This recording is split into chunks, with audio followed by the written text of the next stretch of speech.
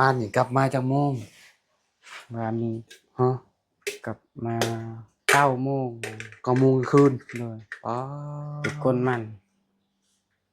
จะพ่อจุ่มข่อยมาจะบ่เห็นเจ้าเลยตามหาเจืออยู่ซ้ายว่าตอนบ่เห็นแรงๆผมไปเก็บมันในบ้าวแบบเอารถไปยกลองสวนมันอ่าแล้วก็ไปเก็บมันแล้วก็ค่ำแล้วก็มูให้ไปกลนมันอีกก็ไปจองต่อเลยสองหรือสาม3และเมื่อแต่ขึ้นมันอยู่บางกะหานแล้วก็ยูรถเอาอ่ารถกระเพ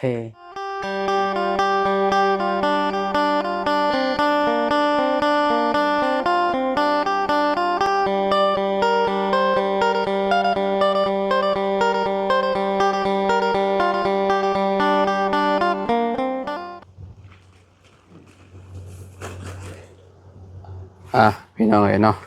เปิดภาพมาอยู่เฮือนน้องอาเจืองเพิ่นพี่น้องเอ้ยเนาะก่อนเดินทางเนาะแวะมาทางนี้ก่อนมื้อนี้มาหาทางน้องเพิ่นก่อนพี่น้องน้องหางเพิ่นกำลังเก็บแพร่บัตรอยู่พี่น้องเอ้ยเนาะโอ้ไปถอนมันมาแล้วบ่หรือว่าจังใดเนาะเดี๋ยวพูดคุยกับน้องเพิ่นก่อนเนาะสบายดีเด้อน้องเด้อสบายดีโอ้ยสบายดีเนาะมาแต่ถอนมันแล้วบ่ยังบ่ได้ก็ไปเอามื้อนี้บ่ได้ไปบ่โดยบริเวณไปดูดูอ๋อเพราะว่าเพิ่นสิเคลียร์งานมื้อนี้เนาะพี่น้องเอ้ยครับไปปรุงไปวัดเมียนเก็บเมียนเพราะว่าสร้างเพิ่นก็มื้อนี้น่ะสิแล้วพี่น้องเอ้ยเนาะแล้วเบิดทุกอย่างเลยมื้อนี้โอ้วงกบเพิ่นก็ทาสีขาวให้พี่น้องเอ้ยแต่งขอบขาวมันก็เข้ากันปานหยังแล้วอันนี้เนาะอืมเรียกว่าสุดยอดเลยบ้านนี้ลูกเด้นอนบ่นอนแล้วพารักได้โดยเออน้องสาวไปทางใดน้องสาวเพื่อน เออ เป็นอะไรเว้าลุงเว้าลาวได้เติบแล้วบ่ตอนนี้ฮะ โอ้โหน้ำลาวเราได้บ้างสมอยอยู่โดยอืมจะแล้วเจ้าลมกับเราแต่ภาษาเดียวกันเอารถเว้าบ่ได้บัดนี้ภาษาลาวยากพี่น้องเอ้ยต้มยังแซ่นี่น้องทำไมโอ้จะไปหาบ่โดยอืพี่น้องเอากูดัดมือเลยอ่า เออมันดัดมือระบายหูได้พี่น้องเอ้ยเนาะพี่น้องเอ้ยเนาะทางสร้างเพิ่นก็ม่วนสายไฟแล้วบัดนี้สบายดีอีกเทื่อนึงเด้อสร้างเด้อ สบายดี สร้างแหละพี่น้องเอ้ยเนาะเดี๋ยวเอาอันนี้ให้เพิ่นก่อนเพราะว่ามาก็คือเกือบบ่ทันเพิ่นพี่น้องเอ้ยเนาะอันนี้ห่างโดยพี่น้องเอาให้สร้างเอาใจ โดยใช้สร้างปืดนะคือจะม้อยอยู่ราศี เงียบกิ๊บอยู่เนาะเอาเป็นหยังเดี๋ยวเอาขึ้นไปให้อยู่เทิงก็ได้ขึ้นไปเบิ่งก่อนซะเนาะนี่เป็นเห็ดหม่องปิดให้เด้อพี่น้องหม่องปิดน้องพารักเนาะน้องพารักแบบย่านน้องพารักตกพี่น้องเอ้ยเนาะนี่งามบักคักปัญญังบาดนี่บ่หายห่วงเลยบัดนี้เนาะสร้างเนาะบ่ต้องย้านว่าอันน้องเพิ่นสิตกเฮือนพี่น้องนี่เอาขอบใจโดยพี่น้ ว้า อ ว งเอ้ย ปากว้าวได้4น้อย10ปาก เดี๋ยวพ่อแล้วจักสมอยอยู่ โอ้โอท่ามองชุงเนาะกันย่อยใส่ป่าเป็นควงแล้วแหละพี่น้องเอ้ยเออเก็บงานพี่น้องเอ้ยเนาะอืมยังเหลือแต่อันนี้เพราะว่ามันเปิดถอดออกมาพี่น้องเอ้ยเนาะเดี๋ยวก็ประกอบเข้าอีกแล้วเนาะ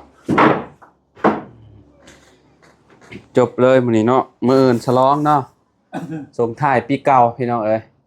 เฮาก็เดินทางกลับคือกันมื้อนี้ จับเอาคนนี้ แม่น มัน ครั เข้า บ อยู่บ้านห้าบ่ แม่นเข้าดาวอยู่บ้านพุ่นแหละจักสิเข้าดาวเจ้าว่าสินอนข้ามปีก็บ่จัก นอนข้างที่จะทัก ยังบ่ฮู้คือกันตาเบิ่งแหละพี่น้องเนาะตาเบิ่งตัวจริงนำกันนั่นแหละเอ่อจักสิจังได๋แหละปีกายนี้ได้เข้าอยู่ปีกายนี่อ่าปีนี้จังได๋บ่สิเมื่ออยู่บ้านเจ้าของพุ่นแหละบ้านเกิดพุ่นแหละพี่น้องเอ้ยเนาะ พักผ่อนก่อนเนาะ โดยคุณเจ้าได้ซะ อยู่นี่แหละ กินคือกันอยู่บ่แต่ละปี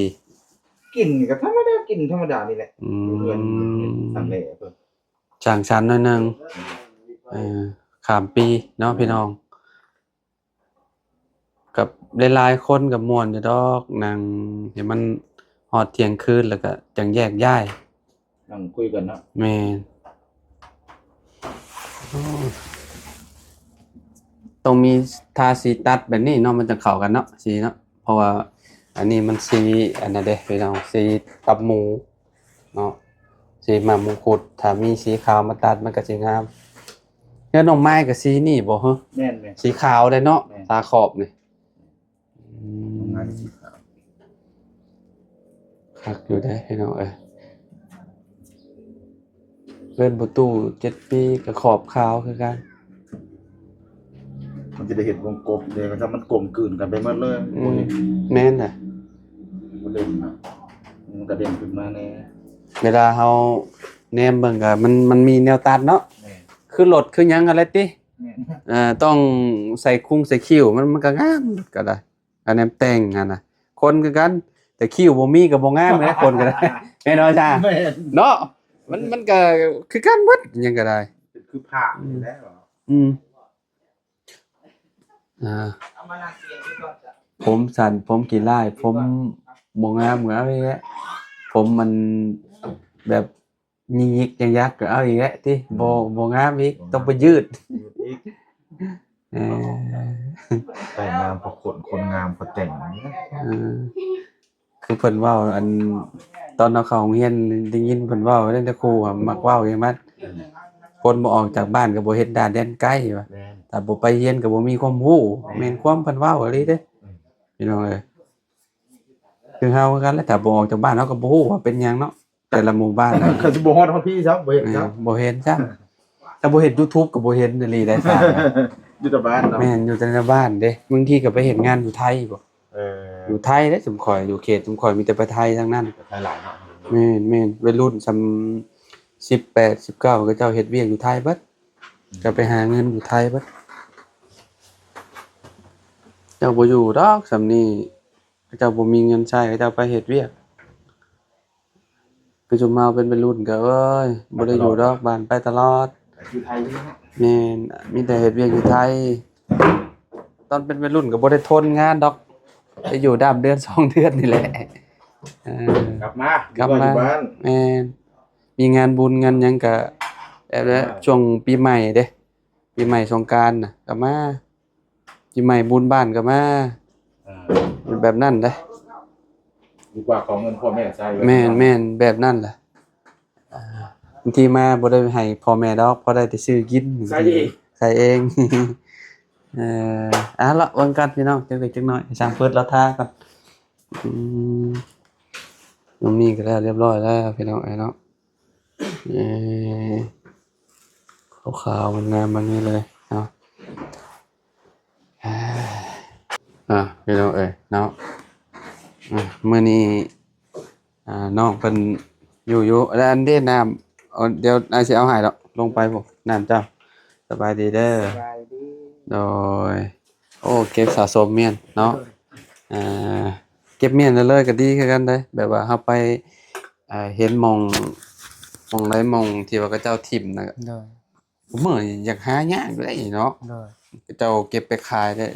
มันเป็นราคาเด้ โดย เมื่อวานนี่กลับมาจากโมง วันนี้ ฮะ กลับมา9 โมง 9 โมงคืน โดย อ๋อ ทุกคนมัน เฉพาะจุมข่อยมาจะบ่เห็นเจ้า โดย ตามหาเจืออยู่ซ้ายว่า ตอนแรงๆผมไปเก็บมันในบ้าวแบบเอารถไปยกลองส่วนมัน อ่า แล้วก็ไปเก็บมันแล้ว แล้วก็ค่ำแล้วก็หมู่ให้ไปกลมันอีกก็ไป ช่องต่อ เลย 2หรือ3 3และเมื่อแต่ขึ้นมันอยู่บางกะหานแล้วก็ยูรถเอา อ่าร ถกระเพ อืม ยูแล้วก็เมื่อแล้วก็ไปกลมันไปเก็บมัน อืมผู้เทียนบอดที่รถ จักแหละมันตายก่อนภัย มันติดบ่ได้เลยบ่ โดยติดบ่ได้ อ๋อเป็นหยังเด้เนาะนี่ใช้เบิดแล้วบ่นี่ ใส่นี่ นี่อันที่เจ้าเว้าเจ้าซื้อไปซื้อจักรซื้อหยัง โดยยัง ยังบ่ โดย เท่าใด 450,000 เอ่ 400,000 เอื้อที่ว่าให้เงินเจ้าเพิ่นก็ฝากมาเพิ่นฝากมาบอกว่าน้องอาเจืองทำดีแล้วอะ โดย เราอยากได้อยากดีว่ะอ่าเราย่องอยู่เด้อ โดย คันบ่ได้ เราแชท เชียร์ มาหาข่อยอยู่ คันบ่ได้เชียร์ค่าจราจร เออ มีแต่300,000เสียค่าจราจรอีก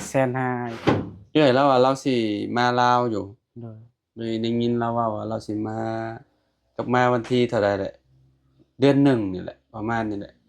เดือนหนึ่งใกล้สิฮอดนี่แหละแต่บ่ฮู้ว่าวันที่หยัง โดย เราอาจสิมาเยี่ยมเจ้าก็เป็นไปได้ โดย อ่า ก็ท่าเบิ่งเนาะ โดย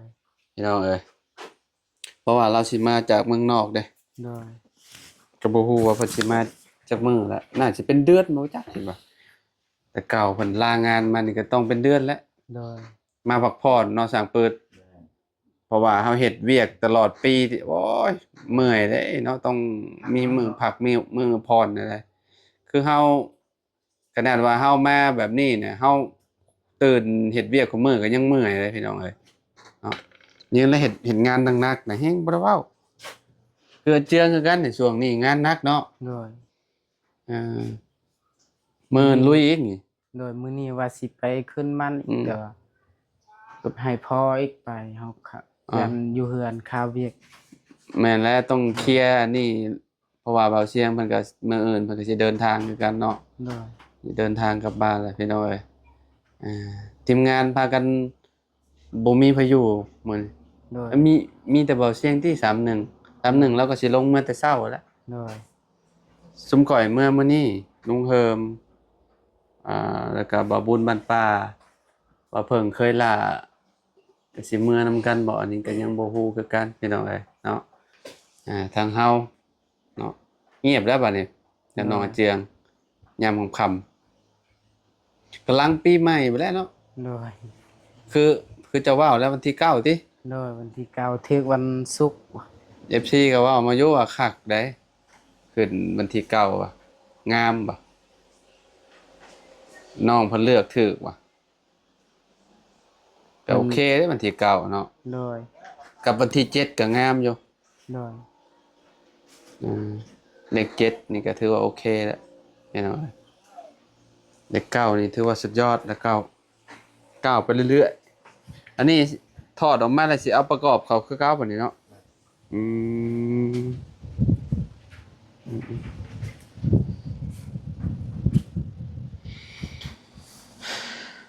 เจ้าบ่ได้อยู่เมื่อวานนี่สร้างประกอบน้องเพิ่นไปอันนั้นพี่น้องเอ้ยแปลว่าแฮงได้จักคนล่ะแปลว่าแฮง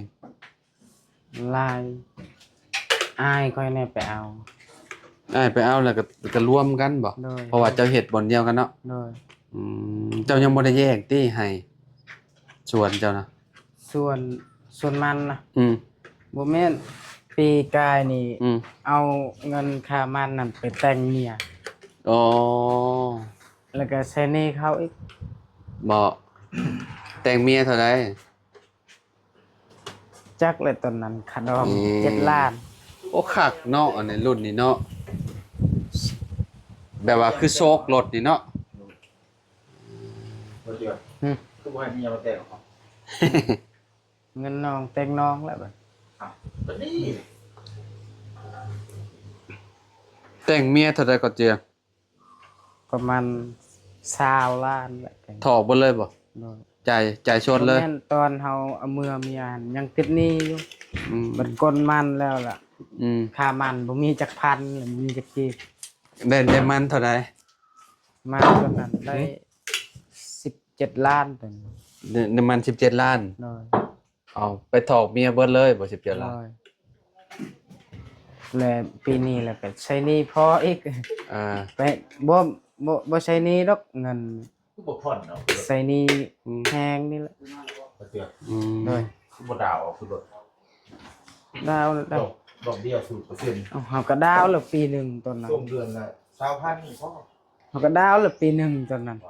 ดาวเนี่ยได้ ดาวปีเดียว โดยบ่มีเงินเด้ คันบ่ทอกเขายึดบ่เนี่ย บ่ถอกเขาเอาคืนเลยลูก โอ้มียึดคือเพิ่น3 เดือนยึด เออที่เอาอันเอาคืนบ่อันนั้นว่าบ่อันนั้นติคะแนนถอกบ่เบิด โดย อืม เขาให้เมื่อแหละลูกล่ะ กระทอกบ่เพิ่นเขาให้เมื่อ โดย บ่สมมุติว่าเจ้าไปสู่นี่ได้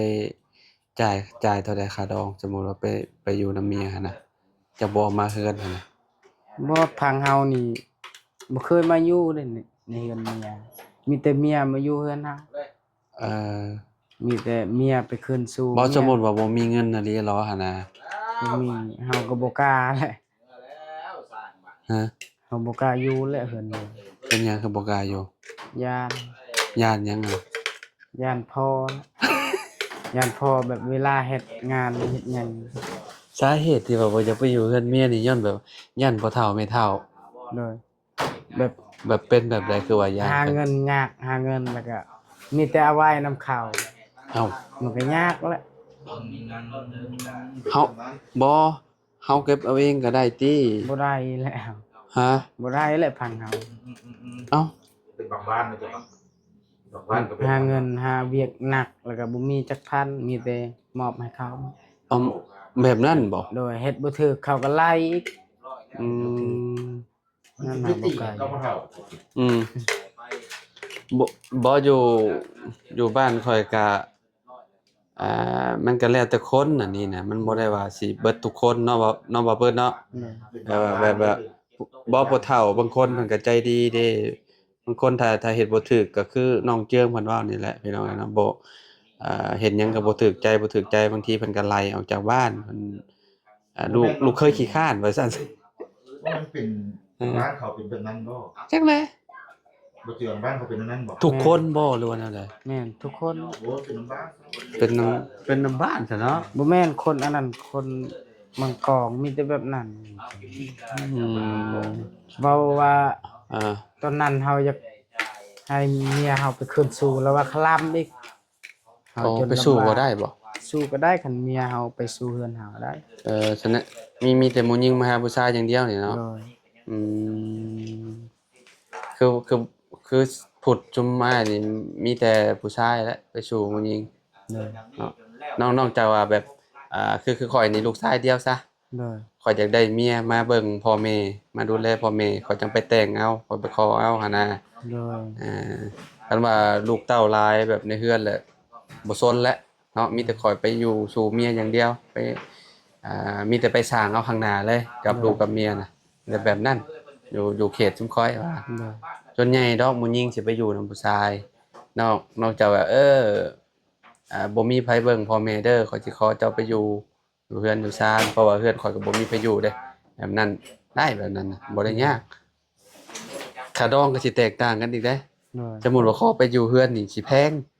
โดย แพงไหนจากที่ว่า30ล้านนี่กลายเป็น40-50ล้านแล้วได้ โดย แบบนั้นได้แบบนั้นพี่น้อยเนาะบ้านเฮาก็ได้ไปเป็นเคยสู้ก็ประมาณหลัก30 โดย ช่วงเมียข่อย30หรือ25แหละประมาณนี้แหละ โดย แต่กระจายบ่ได้เบิดได้ โดย จ่ายประมาณ10กว่าล้าน โดย ประมาณนั้น อันนี้คือว่าถอกเบิดแล้วก็งานงานแต่งก็อยู่ในหันเบิดบ่เงิน แม่ เงิน10ปลายล้านนะ แม่น เอ้ย อยู่ในหัน อ๋อ แบบว่าสมมุติว่าเขาไล่งัวแบะ อืม หมูนี่ อืม อันนั้นไก่นี่ อืม ไล่แบบรวมทั้งหมด อืม 10 ล้านซะ อืม ไรแบบนั้น ก็คือแบบก็เจ้ารวมหัวมาเลยเนาะ โดย แบบว่าอันเป็นพวกงัวพวกหยังก็แล้วแต่เนาะ โดยแล้วก็ค่าดองอีก7 ล้านก็เป็น17 ล้าน อื มอบให้เขาหมด เพราะว่าก็เจ้าคิดมาแล้วติอันงัวราคาเท่านี้ห โด มู ย ราคาเท่านี้ แม่ ไก่ราคาเท่านี้กระดองเท่านี้ โดย คือบวกสมมุติว่า20ล้านก็ตึจ่ายจวดไปเลย โดย จบเลยเนาะ แล้วก็เฮามีแต่มาพุ่นละ อื มีแต่มาแล้วก็เฮ็ดดองแล้วก็ โอ้มันต้องมีเงินเกียมไว้คักแน่เด้นี่เนาะสร้างเนาะเอพี่น้องเอ้ยเอาก็คือดองของเจ้านี่จบเรียบร้อยแล้วเนาะ โดย บ่ได้มีอิหยังค้างเนาะ โดย แต่ว่าตอนนี้หาเจ้าเป็นหนี้ทางพอ โดยบ่แม่นรับใช้หนี้เงิน อ่า ใช้หนี้ ใช้หนี้แฮง แหละโดย อ่า เอา ใส่ ให้ลาวคืน เฮ็ดก็คือแบบเจ้าเอาเงินตอนนั้นไปจ่ายค่าดองบัดนี้ โดย ปีใหม่มาเจ้าก็ไปอันเอาแฮงแล้วก็ซอยลาว โดย แล้วก็ให้ได้เงินที่ว่าเฮาเฮ็ดเนาะแล้วก็ให้เราไปเนาะ โดยแล้วแต่เขาสิให้ อืม เขาอีต้นแล้วก็ อืม เขาให้ ให้ใช้ให้อันเท่าไรก็เอาเนาะเพราะว่าพ่อแม่เนาะเฮ็ดอะไรเนาะ โดย ลูกพี่น้องเอ้ยเนาะเอาเอา นั่นก็สิถามน้องเพิ่นคักแน่ได้พี่น้องตะกี้ก็มาก็แบบธรรมดาเนาะบ่ได้มีอีหยังหลายเนาะเอาโอเคซะเดี๋ยวให้ทางน้องเพิ่น โด ลง ย ไปลมกับพุ่นแหละกับบ่อเสียงกับทางช้างและบ่ฮู้ว่าเพิ่นสิจ่ายเงินจ่ายหยังบ่พี่น้องเอ้ยพุ่นแหละอยู่ข้างล่างพุ่นเนาะจ้ะเนาะ โดย เอาไปแล้วพอกันใหม่ สบายดี กลับบ้าน เด้อ ป้าเด้อมื้อนี้เด้อ โดย พอกันบัดขึ้นเพื่อนเจ้าพุ่นแหละเนาะอย่าลืมแจ้งเด้อขึ้นเพื่อนมื้อใดเด้อ โดย โอเคเนาะพี่น้องเนาะเอาอยู่ดีมีแฮง โดย สบายดี สบายดี เด้อเนาะพี่น้องเอ้ย